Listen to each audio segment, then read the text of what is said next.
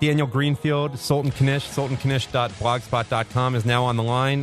He's going to talk about his column that will be coming out late tonight, probably read by most people tomorrow morning. I Can't Believe It's Not Israel, and that's about some proposed changes to the Israeli national anthem. Daniel, thanks for coming on.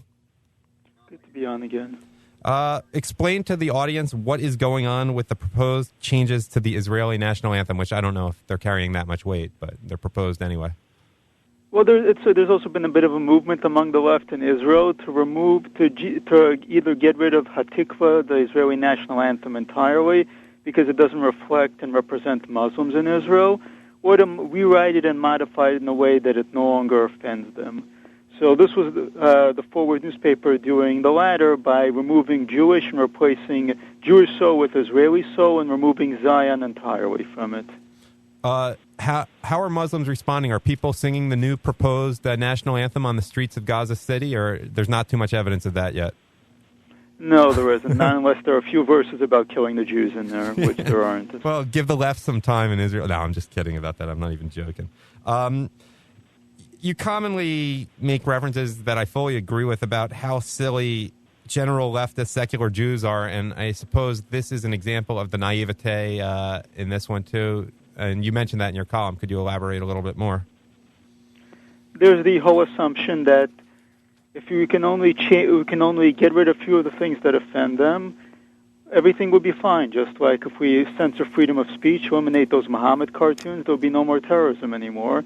And, of course, it's not that simple because you don't get rid of people who hate you. You don't get rid of that hate by appeasing them and by bending over backward. For them, it doesn't work.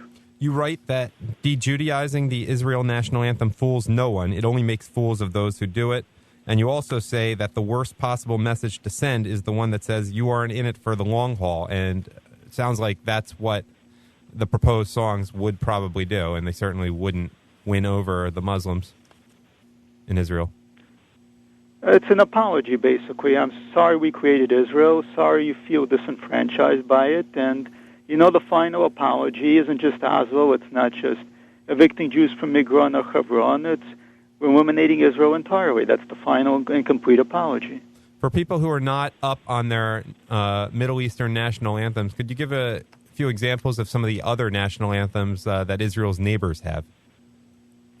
Well, just throw together heroism, jihad, blood, destroy the enemy, and you pretty much get the general template for the regional anthems. There's a good deal about revenge, about Allah, about Qurans. There certainly isn't a whole lot there about representing the minorities in the region. That's not on the agenda. You make a somewhat tangential point that was very interesting about the most right-wing member of the Israeli cabinet, and while that isn't so directly related to what we're talking about, it's interesting enough that I hope you'll mention it to the audience. Well, what happened in Israel originally, forget the entire mythical Palestine narrative, was that some Arab clans decided to make a deal with Israel and to live in a Jewish state. Others decided that they wanted a holy war. That kind of split really created the gap that we have now. And you have the Jews, many of whom are actually fairly participate in the state. They serve in the military, and Ayub Kara is more right-wing than Sharon and Netanyahu combined. For example, he's a minister, and he has been very, very much right-wing.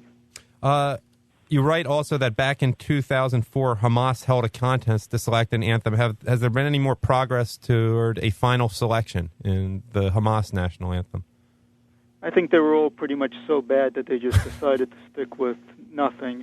But they've got a bunch of really bad disco, we're going to kill the Jews anthems. Yeah, maybe we'll get that as bumper music sometime, Tim.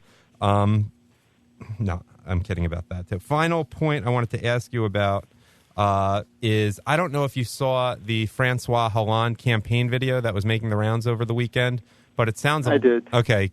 Could you maybe talk about that in reference to some of the proposed Israeli national anthems and at least explain what it is to people who may not have seen it?